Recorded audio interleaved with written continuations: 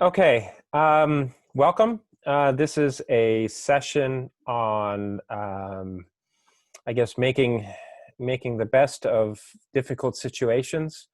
And this is in the spirit of this. Two of our speakers are trying to figure out their Zoom links, so this is great. So I'd like to, on behalf of the ECPR Method School, welcome you to this session about the COVID crisis and dealing with coping with with all the research difficulties, field trips that were planned to Brussels or whatever types. And we have three of our method school instructors that will be talking about this issue. So let me just present them very briefly.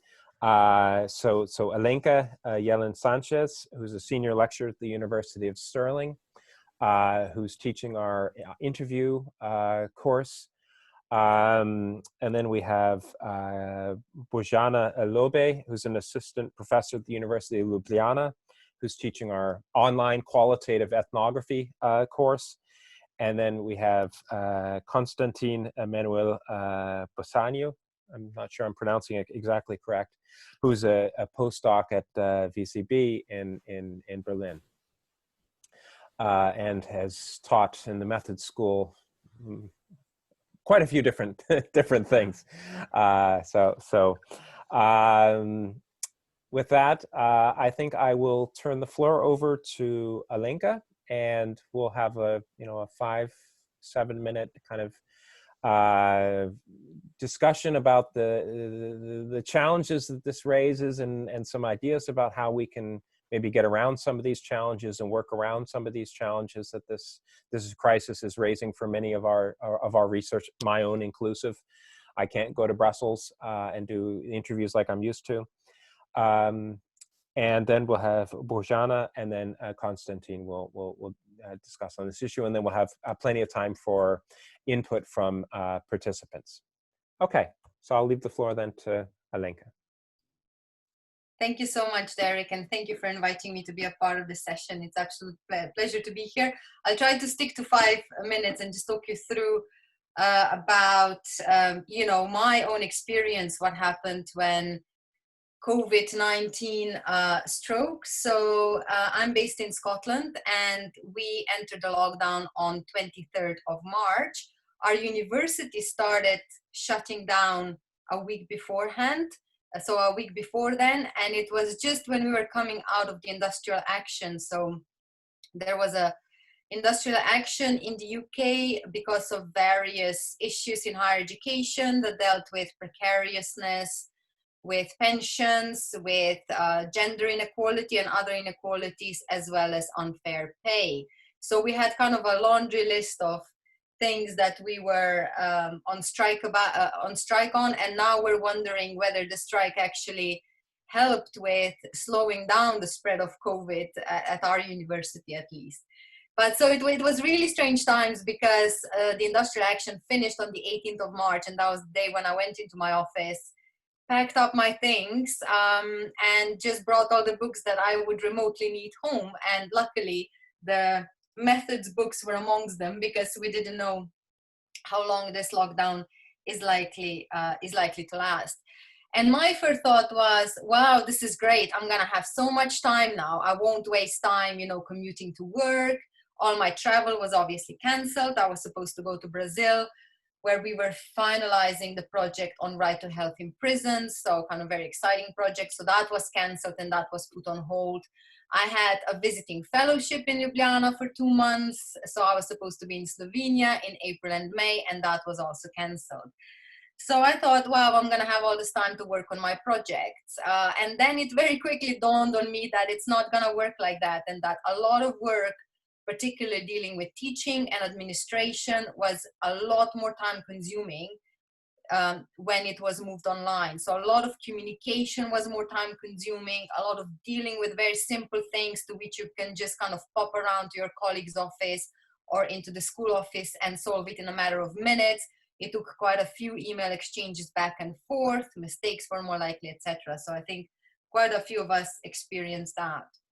But I also thought, never waste a good crisis. So I started looking at what other people suggested, how we can go around some of the research that we need to do in the field, including interviews, including more kind of ethnographic observations. So how we can still do this kind of work, but with slightly different approach to methodology, using different methods. And I came across this idea of diary writing. So what I did is, my specialism is in public relations, but also political communication. And what I first did, I thought, I am going to ask public relations professionals to write diaries during the lockdown, because public relations was almost like a tale of two stories. People were either losing their jobs and struggling to find a new job, or they became so busy that they could barely cope. So to me, I thought that might be a really interesting opportunity to gather this kind of first-person accounts of experience during the lockdown, professional, personal, things like childcare, things like workloads, relationships with clients, relationships with journalists, etc. So that's what I did. And quite a few people were super interested. Then it turned out that not everyone were kind of able to write a diary. I was asking them for a period of 1 month, but some even continued, and some were writing diaries for 2 months. So now I have this data that I kind of need to get on with. But getting ethics approval was really challenging for this, because our ethics office was slightly nervous around potential harm to participants, and how they could, if anyone gets sick, or if their close people get sick, diagnosed with COVID-19, if they lose loved ones, kind of traumatic effect. So I did have to put quite a bit of thought into that. And then at the same time, I also thought the government's responses were really interesting. And again, in the UK and Scotland, we had, again, a tale of two stories. The Scottish government's approach to communication and how they communicated issues around COVID-19 was very, very different to the UK government one. So I thought that would be a very interesting comparison. And I gathered a group of people that were on my research team. So that research team is now looking at their daily press briefings. We're looking at the advertising campaign, or the kind of health campaign. So the government campaigns around raising awareness of COVID, and their social media, as well as how all this played out on Twitter. So constitutional virtual publics on Twitter, and how they're following UK government's communication, Scottish government's communication. There are a lot of differences in terms of that, in terms of inclusivity, discourses, different political orientation, communication competencies, as well as gender. So in the Scottish press briefings, we see a lot more kind of female presence and female style of leadership, and in the UK, more male presence and male style of leadership coming to the front. And that is very clearly reflected in communication as well. So it's almost like an example of Jacinda Ardern's communication in Scotland and Trump's communication in the UK, not quite to that extreme, but it is very, very different style of communication and communicating policies around COVID-19 that is coming forward. So this is how I kind of try to take the best out of this crisis. And my research team often says that they are really glad to be in this project, because that's one thing that is keeping us sane and keeping us going. But that did mean that my other projects had to be dropped at the moment. So my other research is now on hold, and I'm just trying to kind of press on with this type of research. So I think that's how I kind of learned to get on with it. It takes longer than I expected, but at the same time, it is very exciting, and it is kind of research in action, which is very intriguing and very interesting. And I'm happy to talk more about this if you have any questions. Thank you. Fantastic. Thank you, Alenka. Bojana, do you want to welcome, and thanks for being here. And do you want to share some reflections now? Yes, I have to say that I'm dealing with online data collection methods, qualitative and quantitative, for quite some while, and also with combination. Already since my PhD, which was finished in 2006. And I have to say that these methods never really drew real attention, at least on the qualitative side. Of course, web surveys are really very well developed and used across many sectors, academic, marketing, and so on and so forth. But the qualitative methods didn't really get the attention they needed. And the boom started after the COVID-19 situation emerged. I've realized the first sign for me was that my articles at ResearchGate, the ones about online data collection, focus groups and interviews and so on, got every day a new request for sharing the texts and so on. And I realized that people really started to see the benefits of doing online qualitative data collection as well, in comparison to very well accepted service, as I already mentioned. My research field is doing research with children and youth, and even though, and of course, how they use digital technologies, and even though the topic is closely connected to actually using digital technologies as a data collection tool as well, we have never used qualitative data collection with children online because of the ethical reasons. We have always refrained from that, even though sometimes it would be easier or more appropriate. But when we were put in this COVID-19 situation, we said, okay, the structure of the usage of digital technologies amongst children has changed dramatically because everything has been moved online. Their communication with extended family and other friends and family members, the online schooling, then the leisure as well, because sometimes children, quite often they found some entertainment and leisure activities online as well. For example, some started coding, some started playing multi-player games online, the older ones, and so on and so forth. So we were really interested on how this all of a sudden digital boom has been accepted amongst children, how they deal with it, and how the parents deal with it, and of course how they mediate in these times. And we knew that all of a sudden we were faced with the decision to do actually the data collection online, also with children. So we established a project which is funded by GRC. So this is Joint Research Center of European Commission. They are the coordinators, and 12 companies participate, 12 countries participated in this research. So we actually did a mixed method study. It's still happening. The study is not finished yet. We are in the second phase of data collection, in the web survey phase. But just to tell you the design. So we said, okay, we need to collect data online. For the web surveys, we knew it was not that bad.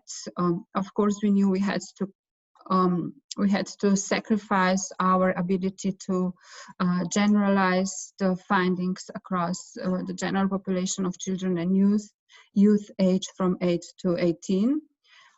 But we knew that we had to go with the online surveys, so we chose a company who did a panel survey for us. And of course, from the ethical perspective, we've written an extended information sheet for parents, invitation for parents, informed consent for parents, for children. So we really tried. But for the qualitative part, we were still quite hesitating what to do. And then we decided we would go also online with children. So we did 10 interviews per country. It was in 12 countries, as I already mentioned. And we chose Zoom to be the platform in which we would do the interviews, because many of these research teams across countries had the university license, and also Zoom has quite considerably improved with regards to data privacy and confidentiality. They are GDPR compliant and HIPAA compliant. So we decided to use Zoom. And of course, we had for us, the most difficult part was how to handle this, but it was more like, you know, the research imaginary thing, how to in our mind how to step over the barrier where we believe that research with children online is not ethical, because we speak with them about the use of digital technologies, and of course there are benefits, and there might also be some harm, right, when they are encountering various risks.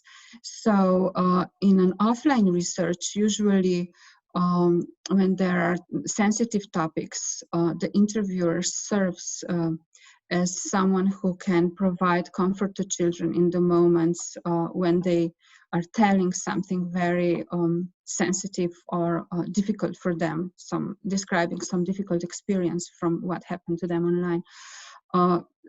And of course, an interviewer can also serve as someone who makes a barrier between parents and children, because we have experienced that parents quite often, even though not that much with older children above 15, but with younger, they want to interfere and they want to, impose how children should be answering. And if you are there in person, it's very easy to mediate this relationship. But online, we had quite some questions how to do that. And the second thing was about sensitive questions. So actually risk-related, about online harassment, about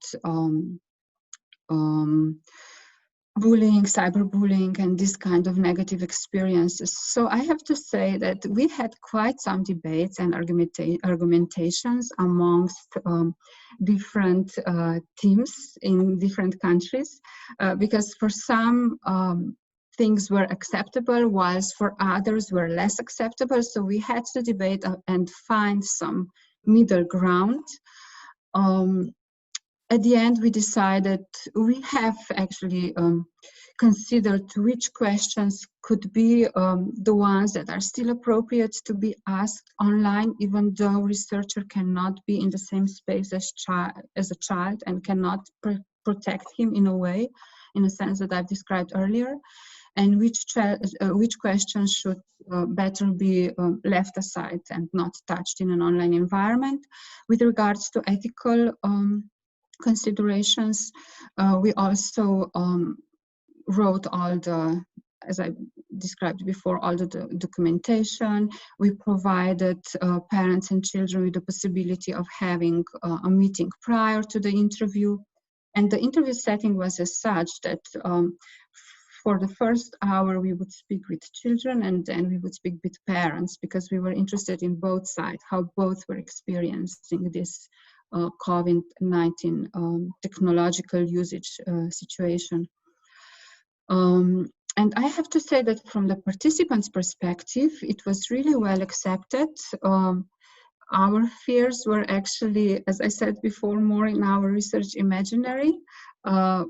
But of course, we have to know that in our case, we didn't really get to the case where children would have terrible experiences during that period online. So still there might be a possibility where there would be a more sensitive case, and we would have difficulties how to deal with it. In our case, as I said, participants were happy. It suited them quite good because they were more flexible with setting up the interview. They didn't have to go anywhere. They didn't have to let anyone in their home. Children were talkative.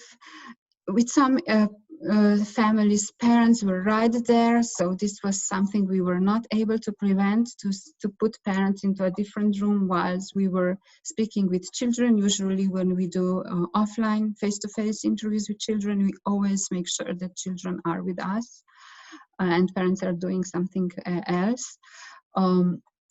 But in this case, we were not able to do that. So we had some, personally, I had an interview where a mother was actually suggesting and, doing like this, say that. So this was a bit of a downside, I would say. But in general, it was pretty positive experience. What else could I say? perhaps this is it, and then when you have questions, I can elaborate on the topics that you are most interested in. Yeah, is that okay? Great, thank you. So last but not least, Manuel, do you want to share some reflections? Definitely. Thank you. Hello, everyone. It's a pleasure to meet you virtually, and thank you to Alenka and Bojana for sharing their experience of doing research in this period. I'll start from the get-go by maybe linking to something that was mentioned during last week's meeting on Tuesday as well, which was a question from an audience member asking whether it's worth getting on the I think the precise phrasing was getting on the bandwagon with COVID-19 research. And I can say that from my perspective, there was no question on whether I should get involved in this research. I think a lot of the disruption that's been caused by COVID-19 and a lot of the challenges that citizens have experienced has been due to government policies and in a sense trying to understand the effect of those policies and how to mitigate some of the negative effects of those policies are exactly what social scientists are well equipped to do. So from that perspective, there was no question in my mind on whether this powerful challenge, in fact, should not be met with an equally powerful response, or at least we were hoping that it would be powerful.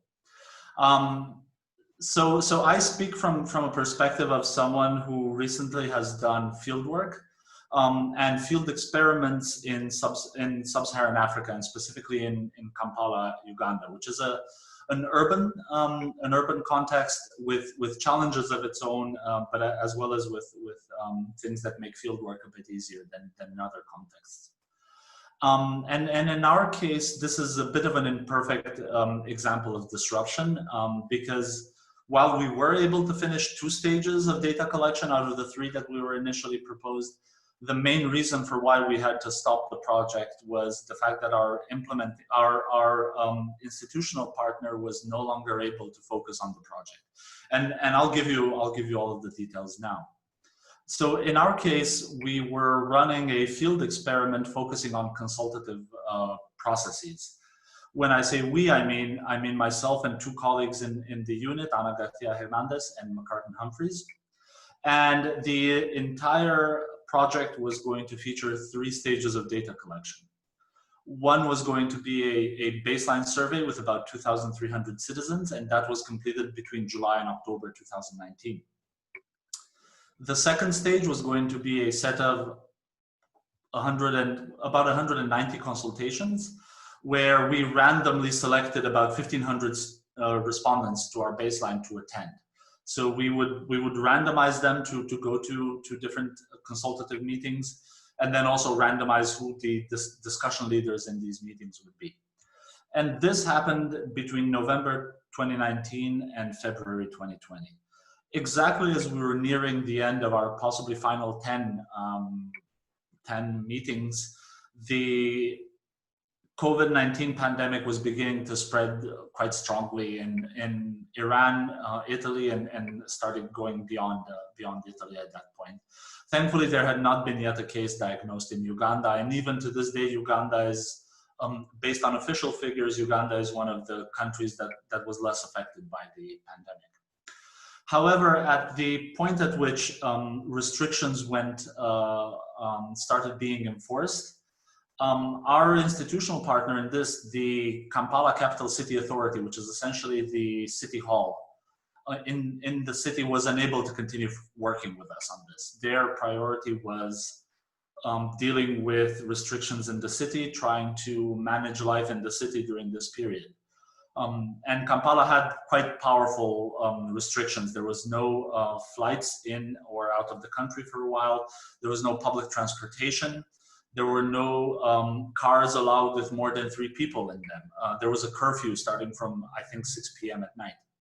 So our partners were essentially saying that we need to focus on this. And we completely understood that. It would have been probably strongly unethical to ask them to continue in this project.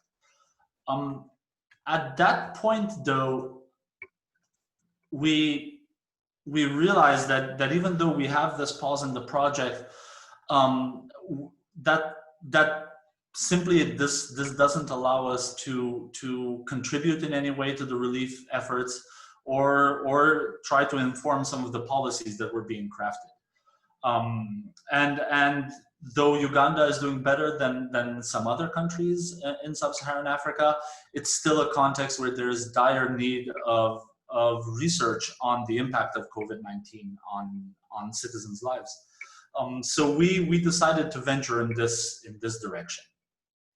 We very quickly managed to access some funding from the Innovations for Poverty Action Peace and Recovery Grant, as well as some internal funding and some funding from NYU Abu Dhabi. And we managed to leverage the fact that we had a sample of 2,300 citizens, as well as a randomized intervention, and rather turn to issues that dealt with compliance with regulations and how the lockdown is impacting trust between and within communities. So Uganda is also one of the most diverse countries in the world. So the way that the pandemic might impact how one trusts their own co-ethnics as well as members of other ethnicities is particularly important. So what we've been engaged in starting from about April is 3 waves of a phone survey with our sample that will be carried on until about September. But already we've been able to see some of the benefits of engaging in this effort. We've had about 2 weeks ago a presentation in front of the Office of the Prime Minister, where we were able to present preliminary results from the first wave. And we are currently trying, together with our partners in NYU and in MIT, to turn this into a regular event where a number of other teams working throughout Uganda are able to present preliminary results in front of decision makers and ask them what kind of questions might be valuable for them to know that would inform their work and their plans for policy. So this is our experience.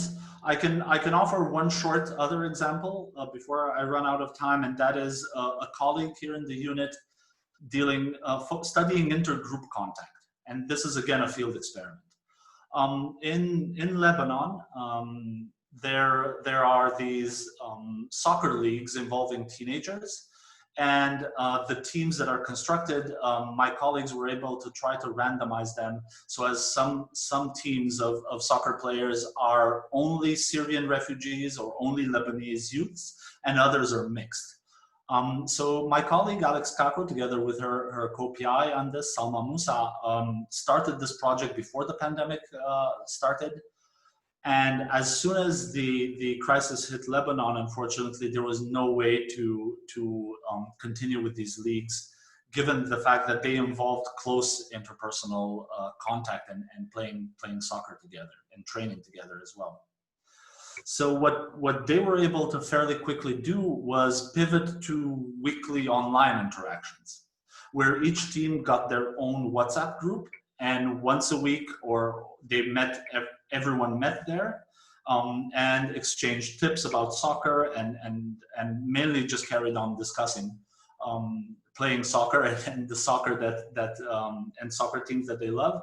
But then even outside of these weekly meetings with everyone, they could continue the conversation as much as they wanted to. As of 2 weeks ago, given that there were some restrictions lifted in Lebanon, the leagues have resumed, and they're projected to end about mid-August. So this is another case where the situation simply required that the project deliver the treatment in a slightly different way. Now, as a concluding thought, I think a situation like this definitely requires a lot of creativity from the researcher and the ability to react quickly. But I believe it can be done, and that it doesn't need to imply a large loss from the findings of the project. There are vast implications to the pandemic, and I think at every corner of these implications, there is a question that requires evidence. And just last night, as I was writing these thoughts down, I thought of, you know, how voting patterns are impacted by COVID-19, how compliance with regulations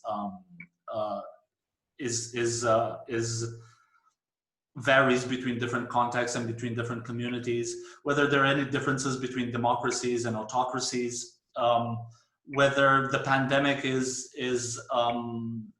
has a worse off effect in communities with high trust or low trust, how community resilience is impacted by this, whether different groups, minority and non-minority, but also at different ends of the socioeconomic scale are impacted by the disruption.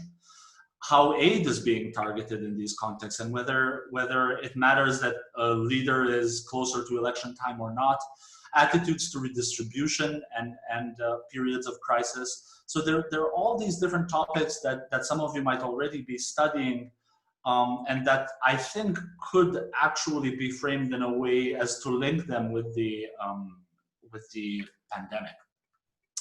I think for some of you in the audience that are just beginning your research projects, I think it also sends a great signal to try to do this.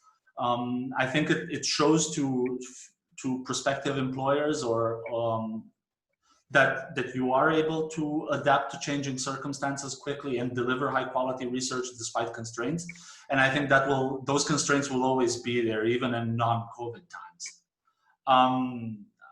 As a final thought, I think particularly if you're coordinating fieldwork, I think this is a period where a lot of effort needs to be put in making sure that the fieldwork team is coping with the situation, as sometimes they are encountering some of the hardest disruptions possible. In my case, even though I ended up spending 2.5 months last year in Uganda, this year I could not travel at all.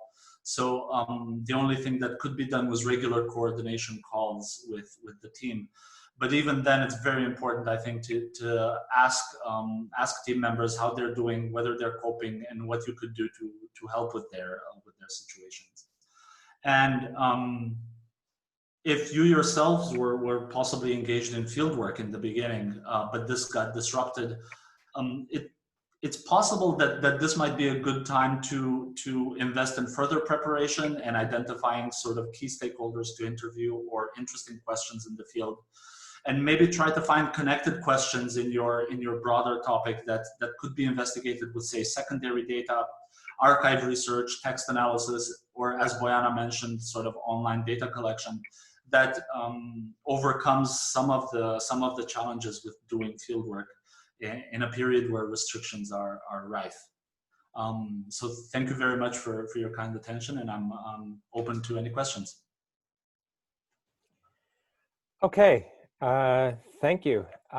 So I wrote in the chat, but we can also just repeat it here.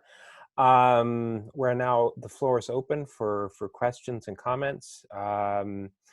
And please use the raise hand function, and then I'll call on you, and then you'll unmute your microphone and camera while you're speaking. Okay, thank you, and the floor is open.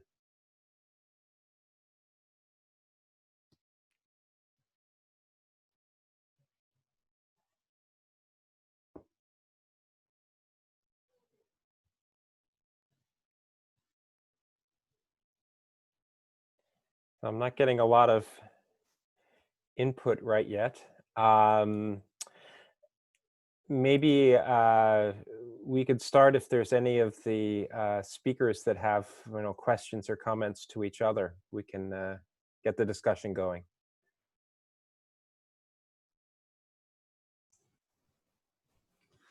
I mean, maybe just a quick question to both Alenka and Bojana. Maybe if you have some thoughts on whether it was easier or harder now to try to find funding opportunities for projects.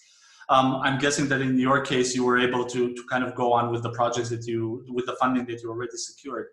But maybe I certainly would be interested, and maybe more in the audience would be interested, whether funding opportunities are more available with COVID-19, or rather that it's simply getting harder and harder.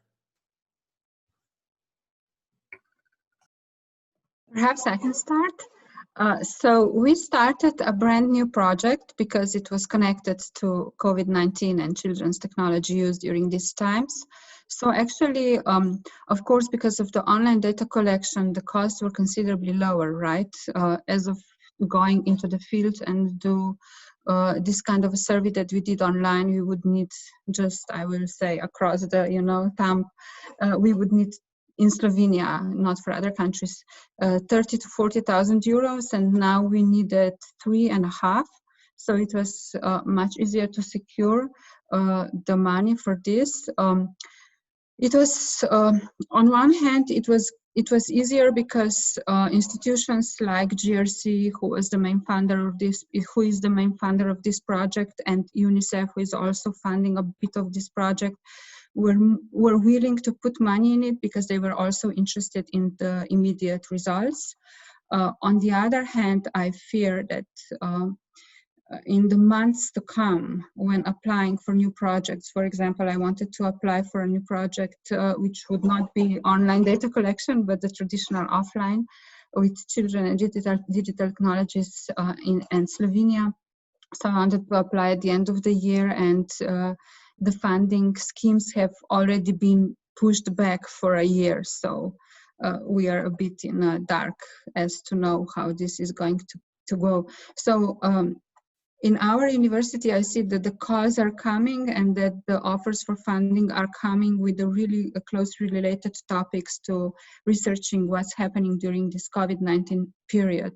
So I think that, yes, for this kind of project, it's going to be easier to grant money. But let's see how it's going to be when we want to research something beyond that, right? Yeah, just to kind of draw on my experience. So all my funding projects have been paused, which means that they are kind of put on hold. And obviously they will resume when we are able to do the type of work that we envisage to do. In the UK, a lot of calls were published in this kind of COVID-19 rapid response. But I do feel that the problematic that we have been emphasizing for years, particularly in arts and humanities and also social science research, is that there is not really understanding what our research can do. So obviously medical research could quite rapidly address or kind of come up with proposals that have immediate and direct impact. Whereas we really struggled to think about impact, because all the COVID-19 projects have impact right at the center of it. And of course there is impact, like from the government communication perspective, we're currently developing a bit. And it takes a significantly longer time than we expected, because, we know that it's important how the government communicates, but how do we translate that into impactful research is a different challenge. I mean, obviously communication can save or cost lives, as we unfortunately have seen in this type of pandemic. But I do feel that we required quite a bit more thinking around how we're going to frame this impact, and we are in the process of developing this. So yes, there are funding opportunities, but when you look at what kind of projects get funding, there are not many coming from our area, I have to say, unless they again frame themselves as particular impact. For example, how people with disabilities are living through this crisis. So yes, there is more options, but at the same time, at our university, we started prioritizing teaching, which means that took away our time for developing bits and working on our research. So probably this doesn't affect early career researchers so much, but it's still, or it might if they are working as teaching assistants. So that's kind of another area to be aware of. So I'm not entirely sure if it's harder or easier. There are funding schemes. They tend to be very competitive. And for us, it's almost like a new challenge. How do we frame impact in this situation. And just one more thing I wanted to add, I forgot to mention during my introduction, sorry, it's a bit off topic, but still, what Bojana was saying about virtual methodologies and doing research online, interviews typically were treated as, you know, face-to-face was always a priority and only do online if there is no other way. Whereas now this is completely, luckily we started thinking about it differently, and they're not like a bad alternative, but more let's think about it, what we can gain with it. So not just, oh, this is what we lose, but also this is what we gain. And I think Bojana has also done some work on this. So true, Alenka. I see that as such. Interviews especially were quite a challenge, because, you know, interviews like are the kings amongst people in comparison to, for example, focus groups. Fieldwork is another type in this categorization. And yeah, especially Alenka, I know that you've been teaching about interviews and also expert interviews. And I had an experience quite some years ago when I wanted to do some expert interviews with people from European Commission, from DG Information Society, and I had to actually go to Brussels to had interviews with those 3 people. And it was awful because they scheduled me during the lunchtime. They were so busy, one of them especially, and he said, let's go to Cantina and eat something, and in the meanwhile we'll do the interview. I was not able to take notes because I had to be eating, right? I was not able to record. It was too loud.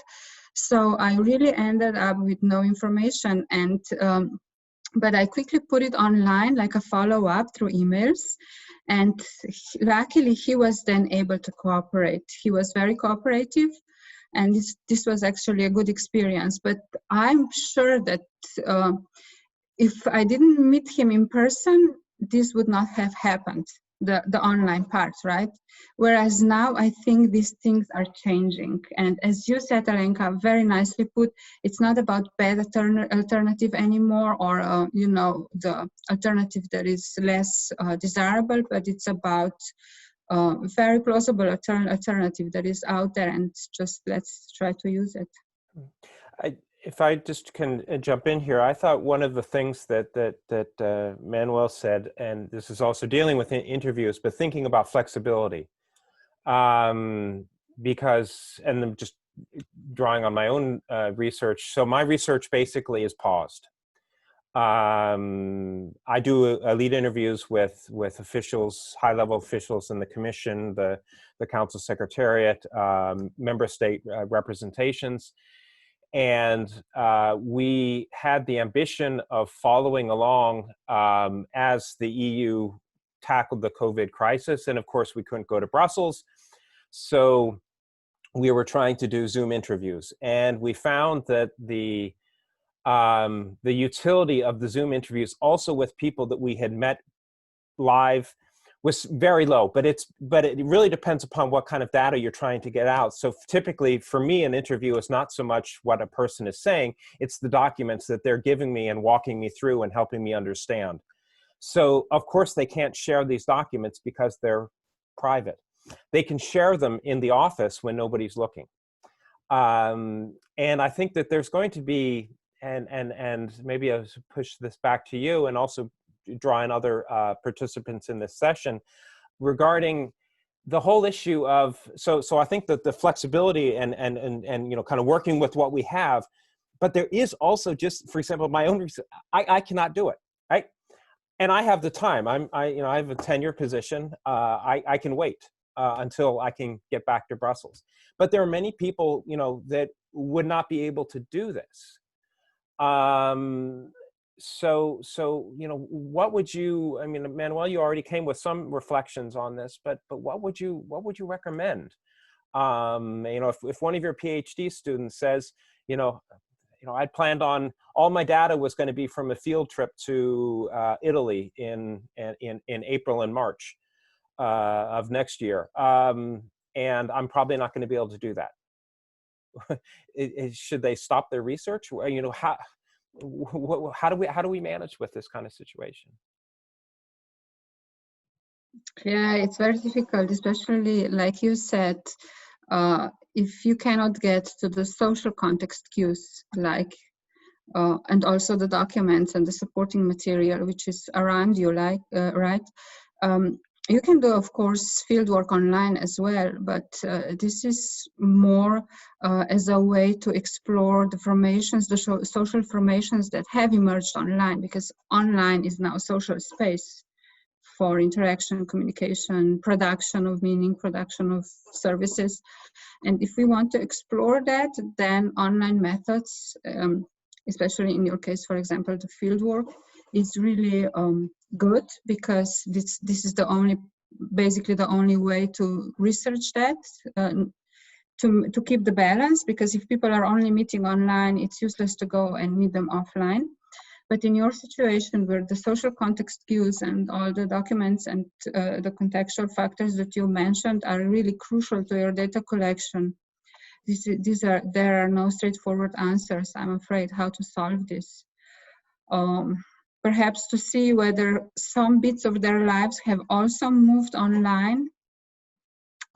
You see that you said that it's connected to showing specific documents.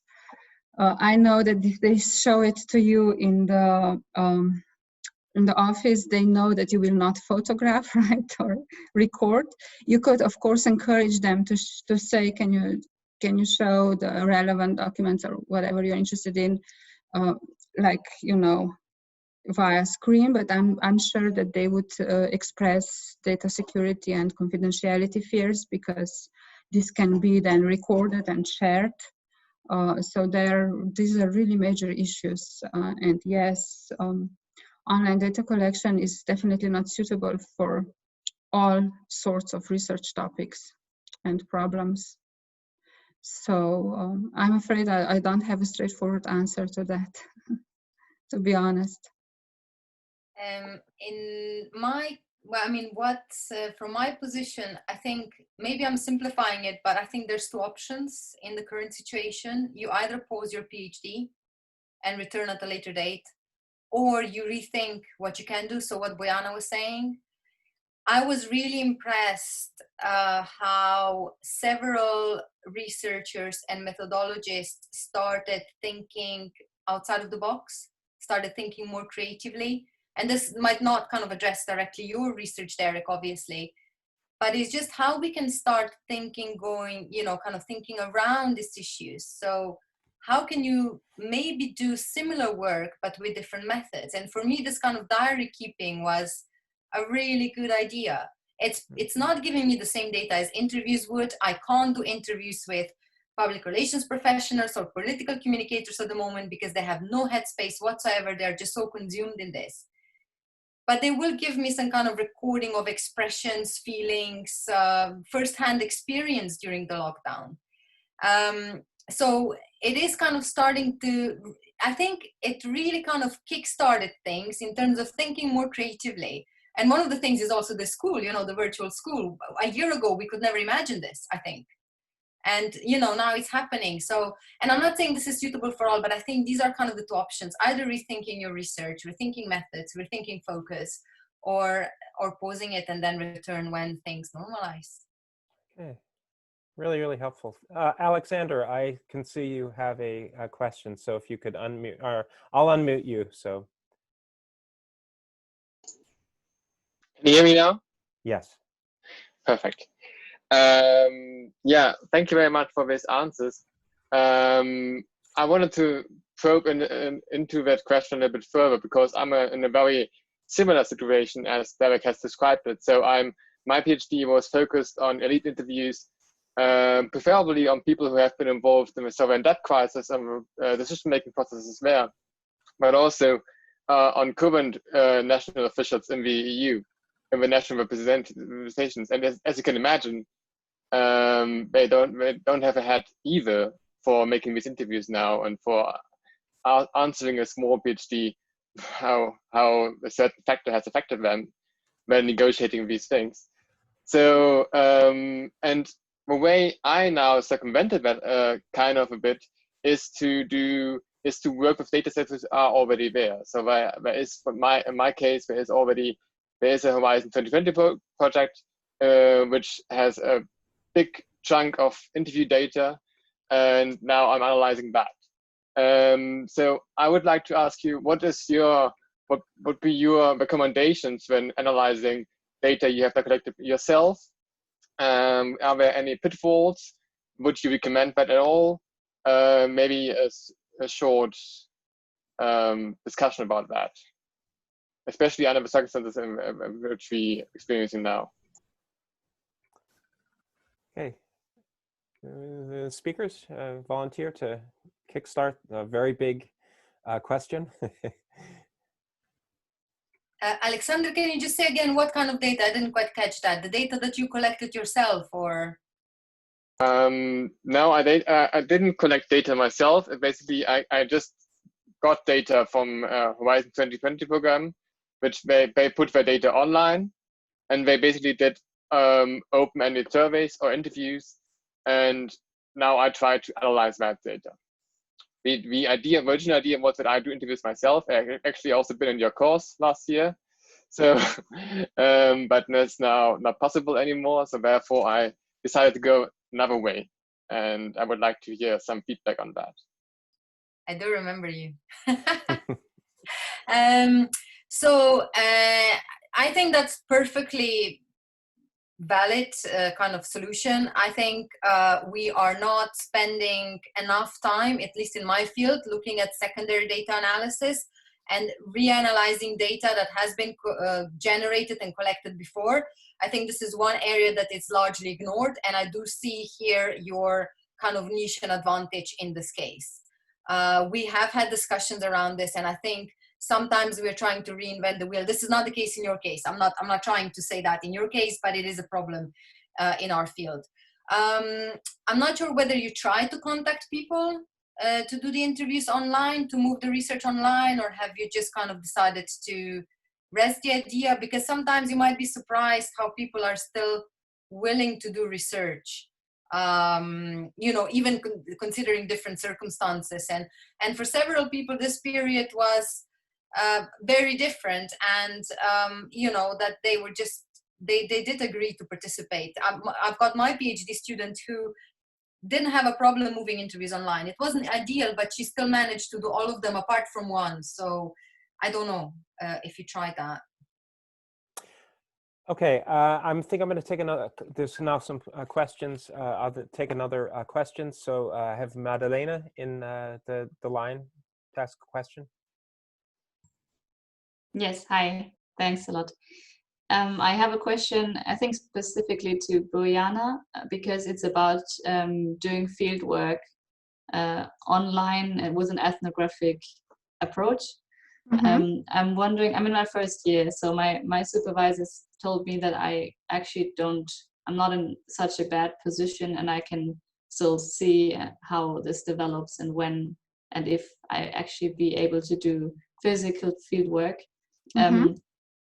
But now this is turning into a very, very long-term thing, and I'm not sure if it's possible. And at one point I said, well, I'm doing research on EU enlargement and policy transfer between Brussels and Southeast Europe.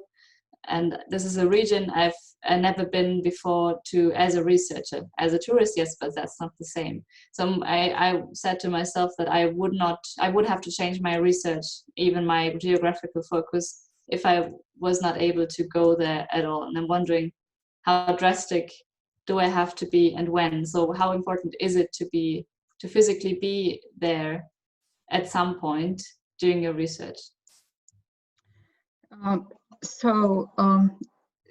It largely depends on whether the people or the community or the group that you want to research is present online.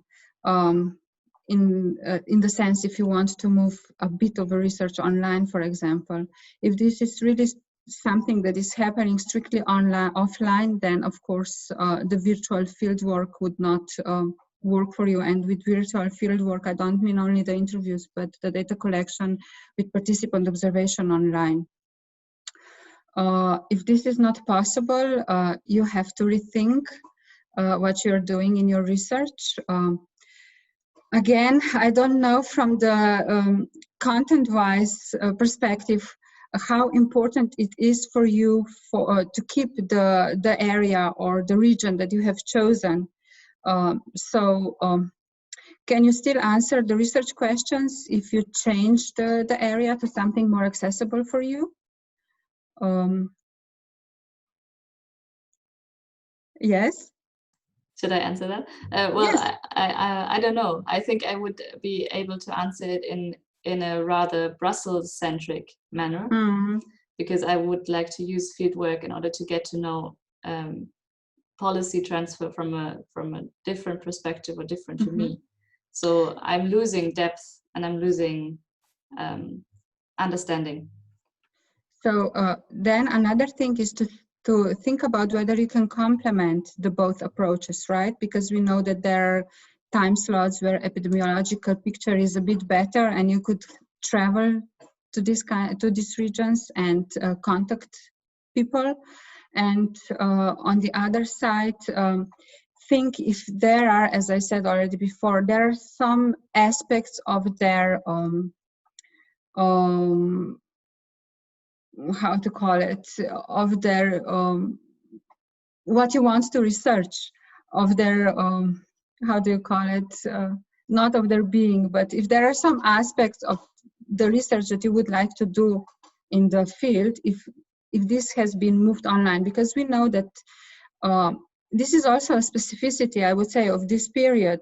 A lot of things that have been happening exclusively offline have now moved online as well, right?